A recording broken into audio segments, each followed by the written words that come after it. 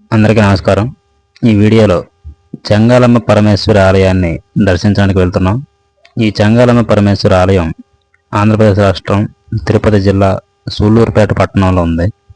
సూళ్లూరుపేట దక్షిణ కొనలో కాలంగి నది ఒడ్డున ఉన్నటువంటి ఈ ఆలయం చెన్నై నుండి 79 కిలోమీటర్ల దూరంలో, తిరుపతి నుండి 84 కిలోమీటర్ల దూరంలో, అలాగే నెల్లూరు నుండి 94 కిలోమీటర్ల దూరంలో ఉంది.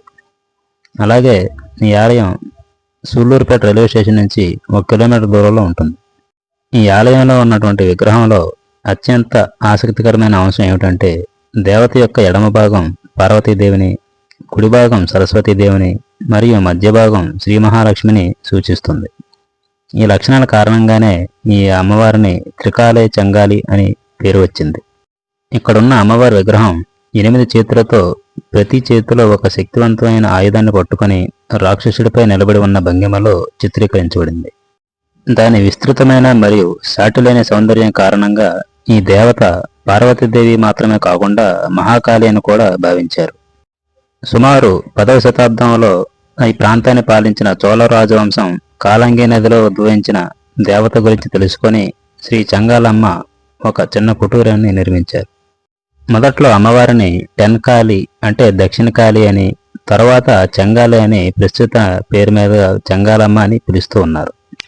పూర్వము శుభగిరిగా పిలువబడిన ఈ ప్రాంతము సూళ్లూరుపేటగా నామాంతరం చెందిన గ్రామంకు పడమర వైపుగా ప్రవహించు కాలంగి నదిలో సాయంత్రం సమయంలో గ్రామంలో పశువు కాపర్లు స్నానమాచరించుటకు దిగి ఉల్లాసముగా స్నానమాచరించుచుండగా వారిలో ఒకరు హఠాత్తుగా వచ్చిన సుడిగుండములోకి ఈడ్చిపోయబడి నది అడుగుభాగమునకు వెళ్ళిపోయాడు.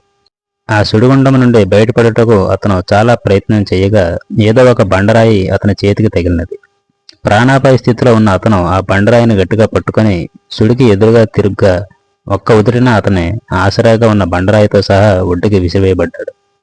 సుడిగుండంలో మునిగిన అతని కోసం అతని స్నేహితులు ఆతృతగా వెతుకుతుండగా ఒక్క ఉదుటిన ఒడ్డుకు విసిరివేయబడిన అతన్ని స్నేహితులు సంభ్రమాశ్చర్యాలతో చూస్తూ ఉండగా అతను సుడిగుండం నుండి బయటకు పడుటకు అతనికి సహాయం చేసిన బండరాయిని గూర్చి స్నేహితులకు వివరించాడు.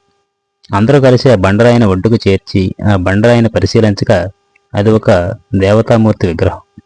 మరుసటి రోజు గ్రామ పెద్దలు పశువుల కాపర్లను వెంట పెట్టుకొని ముందు రోజు నది ఒడ్డున పొరుండబెట్టిన విగ్రహం వద్దకు రాగా ఆశ్చర్యకరంగా ముందు రోజు పొరుండబెట్టినటువంటి విగ్రహం దక్షిణాభిముఖంగా నెట్ట నిలువుగా నిలబెట్టిన భంగిమలో ఉండటం గమనించి ఆశ్చర్యచకితులై భక్తి ప్రవర్తనతో నమస్కరించి శోభాయమానముగా ఉన్న విగ్రహమును గ్రామంలోకి తరలించి గుడి కట్టించవాలని సంకల్పించి విగ్రహాన్ని తరలించుటకు వారు ఎంత ప్రయత్నించినను విగ్రహం ఎంతైనా కూడా కదిలించలేకపోయారు.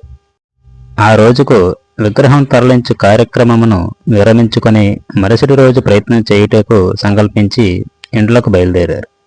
ఆ రాత్రి గ్రామ పెద్దల్లో ఒకరికి స్వప్నంలో అమ్మవారు కనిపించి నది ఒడ్డున ఎక్కడైతే స్వయంభూగా నేను వెలిసి ఉన్నానో అచటనే నన్ను పూజించుకోండి అని ఆజ్ఞాపించి అదృశ్యమైంది.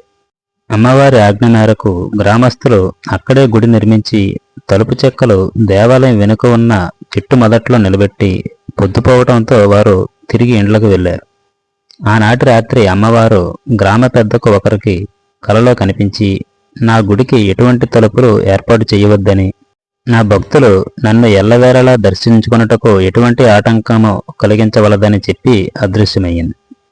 ఆ సంగతి తెలిసిన గ్రామస్తులు మరుసటి దినమున ఆలయం వద్దకు వచ్చి గత రాత్రి తలుపులు తయారు చేసి పెట్టిన చెక్కలు పరిశీలించగా ఆ చెక్కలు చిగురించి ఉన్నాయి.